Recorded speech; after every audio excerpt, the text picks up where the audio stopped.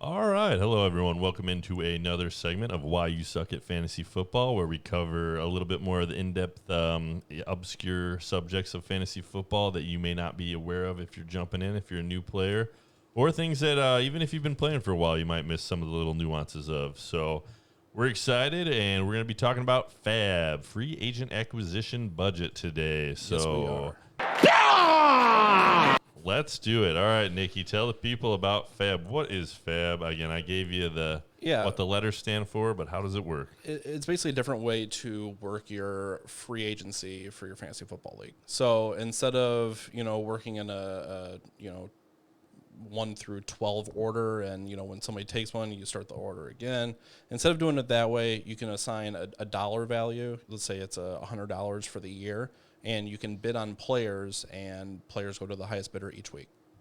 Okay, and then so every week the waivers will open. Everyone will have a chance to bid on that player. Correct. And then once all of the, again, similar to the acquisition order, it'll have a time where it's due, and then if you haven't bid, you're out, and just whoever had the highest bid will get them. Correct.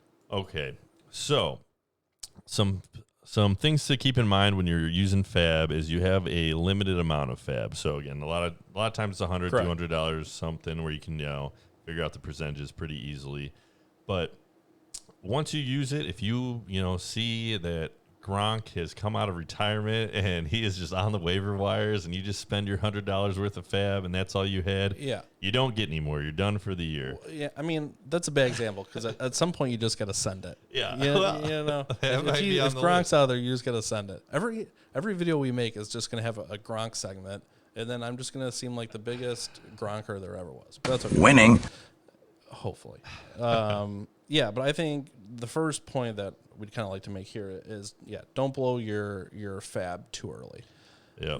At the beginning of the season, there's always a lot of hype, and everything's new and crazy, and look at all these players everybody screwed up and didn't pick, and just you got to keep calm and kind of let the dirt settle. And we'll give two examples. So one example in our Dynasty League was we had the rookie draft, and there was all these rookies that all through the year you'd been hearing about them, and they're getting on the hype train, and like, is this a Crockett story? This is going to be the next guy. I was going to let you tell that one. So this is me personally, though. So there's a couple guys out there on the waiver wires that were rookies that, hadn't gone in our 3-round draft.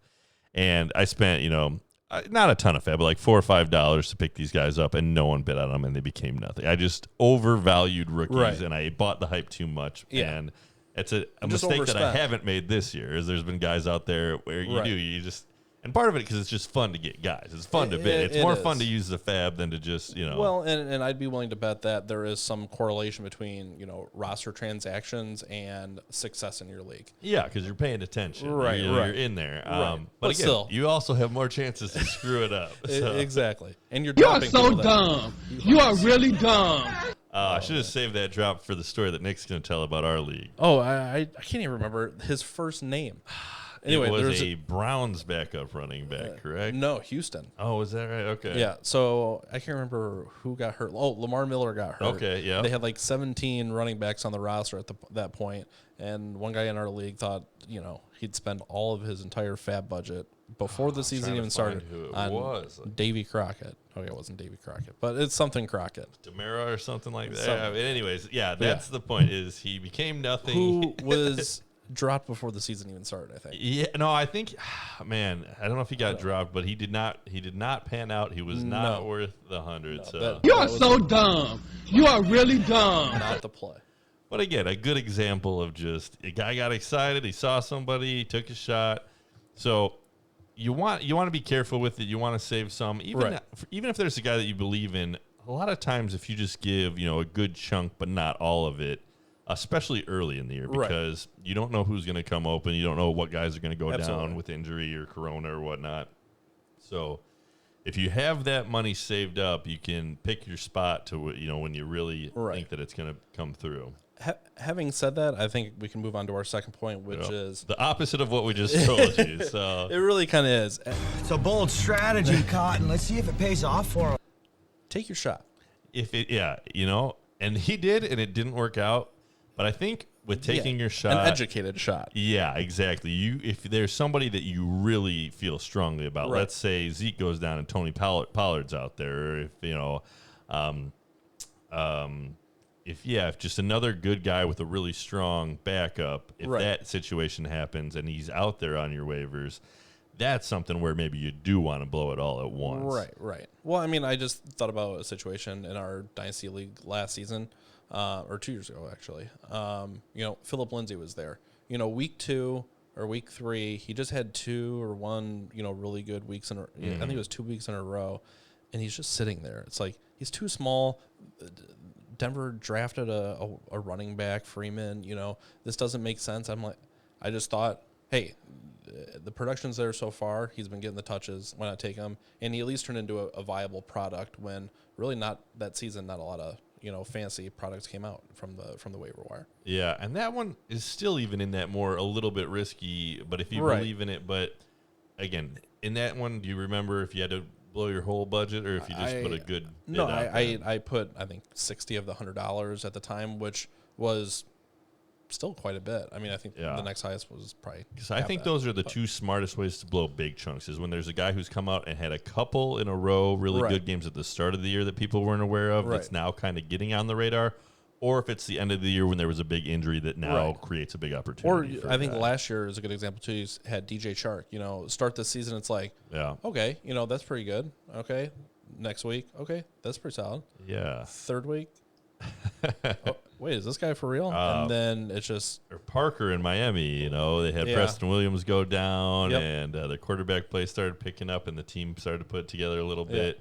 And he was a guy that I had picked up, but I just week after week couldn't quite put in my lineup, and finally I believed in it, and he helped me win. Win one of my leagues. So again, now with that being said, if you play in a league, that you've been playing in for years, and you start to know the people, again, kind of who's aware, who's paying attention, who's not. We have leagues where consistently there are guys that are putting in those little FAAB bids. We have guys that will save it and use it on a big shot, and we have other guys that just seem to forget that it exists. I know. And just with the correlation I said before with, roster transactions and success, I think know your league and, hey, these guys aren't active. I'm just going to pick up all these guys, and if they don't work out, I think the guys I drop are still going to be there. You have more options. It's like your own farm system if nobody else is using it. Definitely knowing your league is a huge benefit. And like we're in the Chicago area, we like Bears. If it's like a Bears product that we're like, oh my goodness, he's had a couple. People are going to be aware. Blow all of their budget on it. Yeah. I mean, know your location, know your league all the time. And I think that sometimes even if you're a fan of a team and guys are going to overpay, maybe hold back on that. It's fun to have guys. Again, if you're having fun, that's fine. But if you're doing a little bit more competitively, maybe let your guys overpay for the you don't have to push it then. Absolutely. And I think for a final point is it's okay to look at some expert analysis on it. A lot of people put out, okay, I'd probably wager 10% or I'd probably wager 20%, whatever that may be. And I think that just comes down to, use it as supplemental information. Don't use it as your only information. I mean, use some of your own instinct on it and your own gut with who you're picking up. Yeah, I think that the way, again, just to know how to kind of look for that information is they'll generally give a percentage. So if you're using one league where they have $100 FAAB, another one they do $200, this, that, or the other, they'll generally give their idea of, I would spend about 10% of my FAAB on this guy. Right. And again, the last little bit is kind of, I would maybe say just a lot of times they'll make it so that you can pick up guys with $0. So if you blow your budget, then it doesn't make it so that you can't pick anyone else up. But that's something to be aware of. If you do have leagues where they don't allow that, you will need to save, just so you have $1 to pick those guys up real late in the season. Right. I think that's a good bonus point is not only know your league mates, know your league settings. Yeah. Because like you said, if you have to spend $1 to pick up a player, well, you're going to have to watch kind of how you're spending. Also, maybe your league offers, trading of FAAB dollars.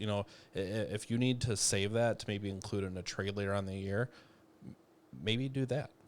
Yeah, and also, again, a lot of the apps, you can see the other people, how much FAAB they have left. So if you know that the most that anybody else has left is 40 and you have 60, instead of blowing Right. You don't have to 60, spend all of put it. 41 on them. So like Right. little things like that, paying attention, are things that can give Also, savvy players the edge. to that point, if you see, okay, the 3 people with the most money, all have stud tight ends, and the person Don't you're need picking a up tight is a end. good tight end, they're probably not going to spend it. So you can just spend, kind of under what they have, or above the next lowest that may need a tight end. So it's definitely knowing your league, your settings, kind of just getting familiar with all that. Oh, yeah. Oh, I like yeah. it.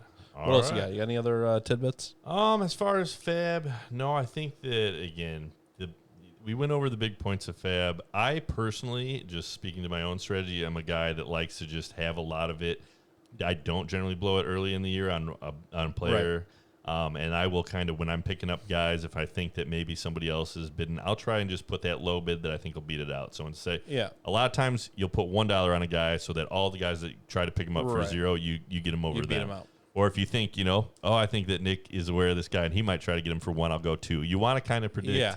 And that goes That's into why you knowing see your league. Yeah, exactly. That's when you see those, $41 Oh, yeah. bids. There's It's nothing better than getting a guy for $1 more than for the the other minimum. guy's bid. For the you never want to pay the maximum. Yeah. And again, I've had times too where I'm just sitting there and I'll have, okay, I'm going to do 14 FAAB on this guy. And then I'll be all right, I'm going to bump it up to 15. 16. All right, I'm going up to 8. All right, I'm at 23 FAAB. Like, You can't do it in multiples of 5 ever. No, it's got to be a random, I just don't, you don't want to get beat out by 1. So, Do you like FAAB in favor of that versus like just a regular waiver I strategy? play in both or a waiver leagues, system? and we might do another segment where we talk more about the waiver priority, because that's a whole different ball game. But with the FAAB, I do like it because it gives everybody a chance for that player. And again, it is fun. It's more fun than just putting in a claim and seeing if you get the guy. It's fun to see if you get the guy, but having that strategy of like, oh, do I bump it up 1 more? Could I get him for less? Well, I think it's just like it's more the same gamesmanship. Yeah, it's the same reason I like auction draft. If you have a guy that you want, you can buy him. If Unless you blew all your FAAB on Gronk, yeah. Why would I blow it on anybody else? Again, every video is just gonna be a Gronk video. But That's our theme, the running theme. I'm actually pretty okay with that. All right. All right. Fun. Well, you want to wrap us up? Yeah, we'll wrap that one up. And again, check us out. Yeah, thank you for watching. Please consider subscribing and commenting and liking and all that jazz. All right. All right. We'll see you in the next one.